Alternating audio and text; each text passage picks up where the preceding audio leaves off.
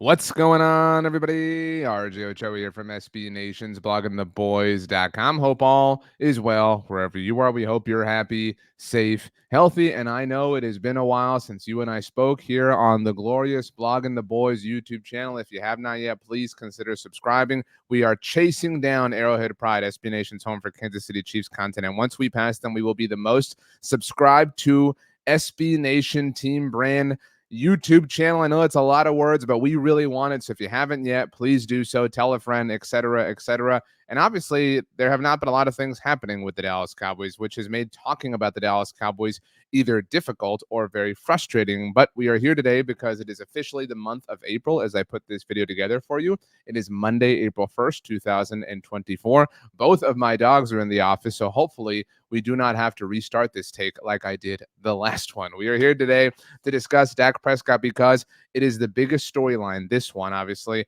with the Cowboys. What is going to happen, if anything is going to happen? For my money, I would have assumed that the Cowboys would have had an extension done with Dak Prescott by this point in the offseason. Obviously, that would have been incorrect. It is possible that the Cowboys do not give Dak Prescott an extension, that they go into this season in a contract year with him, that they set themselves up and set him up, obviously, for both parties to kind of go their separate ways in 2025. Everybody has an opinion on this, and I want to make it clear that mine is that the Cowboys should do everything that they can to retain Dak Prescott, but I am not here to argue with you.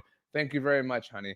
I am not here to tell you that the Cowboys should do something that you disagree with. If you think the Cowboys should move on from Dak, that's fine. What we are here today to discuss, besides my puppy, honey, who's going to be a good girl the rest of this recording, is how we are going to reach a new point in this discussion, in this saga. We are going to, at a certain point that I'm about to tell you, have an answer in a new way relative to Dak Prescott. What does that mean? Well, I do need to tell you, in case you do not know, that the Dallas Cowboys currently do not have a quarterback on their roster for 2025. Now, I wrote about the whole thing that we're about to discuss right here. By the way, you can check it out at bloggingtheboys.com.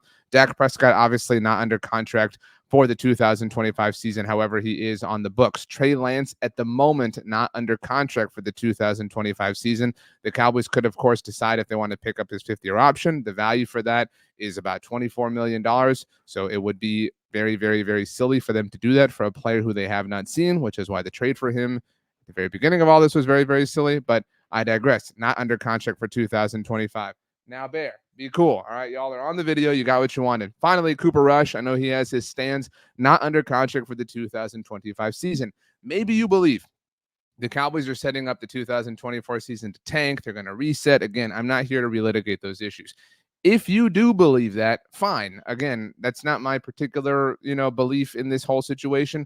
But if you believe that, and if the Cowboys really believe that that is the best course of action, they have to have somebody, anybody, literally a human being, shout out to Greendale Community College, under contract for the 2025 season. They cannot, in any sense of seriousness, go into next season with literally no quarterbacks on their roster. Obviously, they're not going to sign somebody, at least anybody serious in free agency this year, because of the fact that they have Trey Lance and Cooper Rush, which means that if they're going to have somebody on their roster to potentially offer an opportunity of sorts for 2025, they're going to have to find that player in the NFL draft. Now, here's the thing.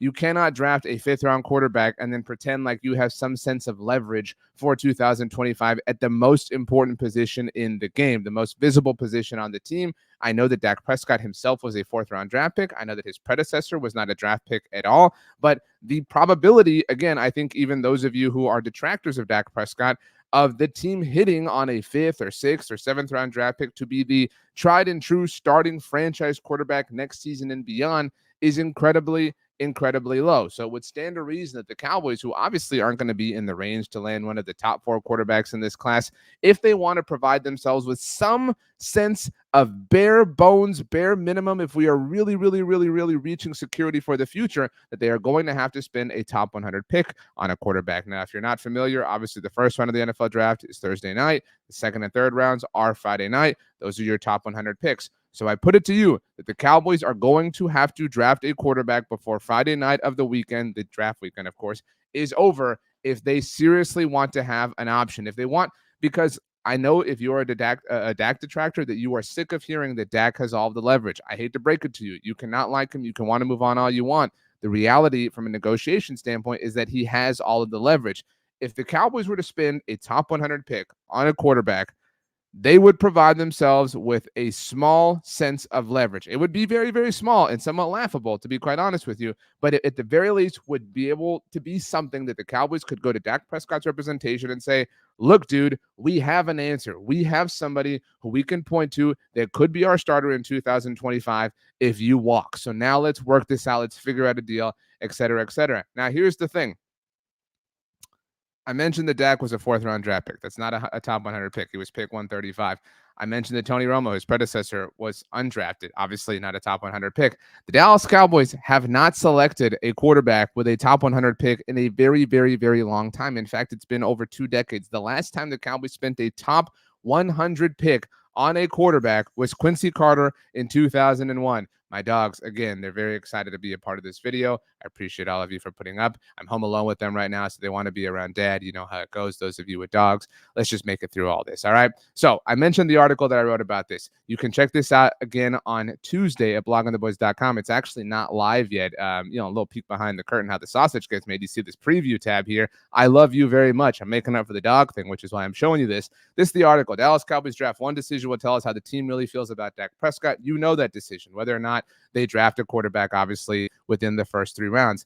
These are all of the quarterbacks, as you can see, that the Cowboys have taken in any draft pick, with any draft pick, I should say, since Troy Aikman. And obviously, we've listed the round for you there. So in 2000, this goes obviously from most recent to the oldest. 2020, Ben DiNucci, was a 7th-round draft pick. Great caps, love him. But obviously that didn't work out. We all know how the one start on Sunday Night Football in Philadelphia went. 2018, the Cowboys took Mike White at in the 5th round. He's obviously turned into a viable backup quarterback in the NFL and had that cup of coffee with the New York Jets, but that did not happen with the Dallas Cowboys. 2016, there you see the quarterback of the Dallas Cowboys himself, Dak Prescott. 2009, the Cowboys took Stephen McGee, in the 4th round.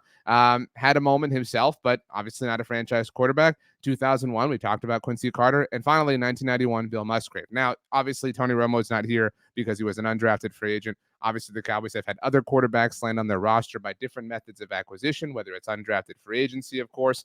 Cooper Rush obviously fits that bill, or trades. Matt Castle obviously fits that bill. Brandon Whedon obviously is somebody who they had brought in at one point in time. Kellen Moore wasn't an undrafted free agent when he joined the Cowboys, but that was his path, obviously, to the NFL and therefore to the Cowboys and now to the Chargers and the Eagles and all that different types of stuff. But my point here is, these are the quarterbacks the Cowboys have drafted since Troy Aikman. The one last in front of Bill Musgrave, obviously, is Troy in 1989. So they don't do this, right? Like, this is the Troy Aikman pick, by the way, in 1989 is the beginning of the Jerry Jones era. Not the Will McClay era or anything like that. Obviously not the Mike McCarthy era, but it does provide us with some sense of valuable information that we can glean in terms of how this organization and how this front office might be considering this whole thing.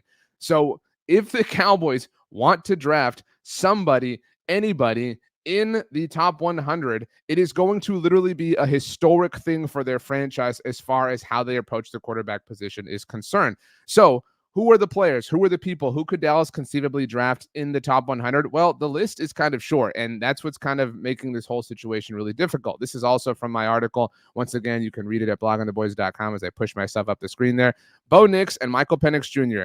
These are the top 2 names that you see on your screen there, and they're the first 2 names after the Big 4. The Big 4 quarterbacks in this year's draft class, of course. You can order them however you want, but Caleb Williams, Drake May, Jaden Daniels, and J.J. McCarthy, those are going to be quarterbacks who all go in the first round. That is not up for debate.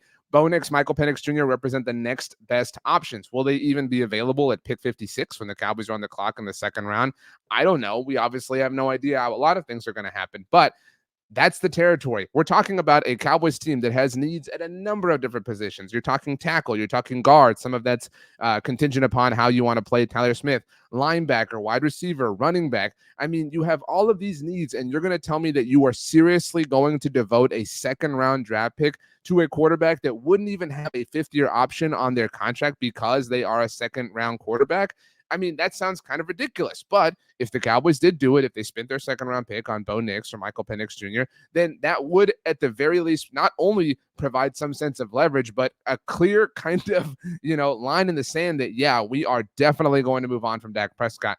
I don't quite believe that the Cowboys are going to move on from Dak just yet. I'm not ready to go there. However, if the Cowboys spend certainly a second round draft pick, but even their third round draft pick on one of these quarterbacks, I am ready and willing to believe that to a larger degree. Now, these are ordered by Mock Draftable's consensus big board. This isn't my order or anything like that. And this was the screenshot that was available at the time.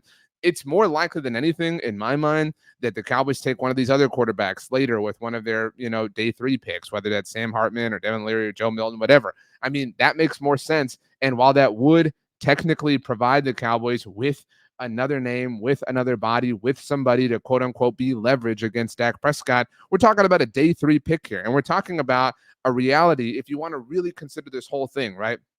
Say you are somebody that says, I want the Cowboys to move on from Dak. I don't care if it's a day 3 pick. That quarterback offers me an option. He offers me a way out. He offers me a non-Dak Prescott option. Okay, well, here's the thing. Not only do the Cowboys have a lot of needs they have to devote all of their draft picks for as it is, but say they do draft a quarterback, right? Let's live in that hypothetical for a moment. Obviously, Dak Prescott's making this roster. Obviously, Trey Lance is making this roster. Maybe Cooper Rush doesn't. But Cooper Rush right now is probably the quarterback you turn to in an emergency, not Trey Lance. We obviously all need to see how Trey Lance progresses through the offseason, training camp, preseason, et cetera, but I don't think he can be trusted right now over Cooper Rush as much as we like his potential, whatever the ceiling ultimately is on his career here entering his 4th NFL season. But I say all that to say, as Honey gets a squeaky toy, that if you do draft a quarterback, are you going to carry 4 quarterbacks on your roster? Is that what you're going to do? I mean, think about it if you're Dak Prescott's representation, right? That just is such a silly idea to think that the Cowboys are going to spend a serious draft pick on a quarterback and carry a 4th quarterback on their roster. That would be roster malpractice from a construction standpoint. So it seems inordinately unlikely the Cowboys are actually going to do this. And when they do or do not, one party is going to have a little bit more leverage. In the Cowboys case, it would go from like 0% to like a half of a percentage point. In Dak Prescott's case, it would go from like 99.99% to like 99.999999999% just because you can't ever technically have 100. And so, yeah, we are going to have an answer one way or another on this whole thing when it comes to the NFL draft. The Cowboys can bluff all they want right now. If they are bluffing, if they are negotiating through the media and those types of things, they can say all these things. But the draft is when they finally have to firmly lay their cards out on the table. And if they do not draft a quarterback, then they are acknowledging one of 2 possibilities. One, they are maybe the dumbest front office in NFL history in that they are willing to go into 2025 with no quarterback under contract. And you might be saying to yourself, well, we'll just re-sign Trey Lance. Quit freaking out about the contract status, RJ. Okay, so you're going to let Trey Lance technically hit the open market, and he's going to know that you need a quarterback more than anything. So you're going to give him all of this leverage, right? Why are we in this business? If we're an NFL team, why do we continually give the players more and more and more leverage? Now, me, RJ, I'm a fan of this. I want all players to get as much money as they possibly can. So from a standpoint of rooting for the player to get the bag, this works out great for everybody. However, it is horrible from a team standpoint. If the Cowboys are not going to acquiesce to all of the leverage that Dak Prescott has right now, then they are going to afford that leverage to somebody else. And we are going to be here. Time is a flat circle. The Matthew McConaughey meme or GIF or whatever from True Detective. I've never seen that show, so I don't totally understand the reference, but I've seen it enough times on the internet.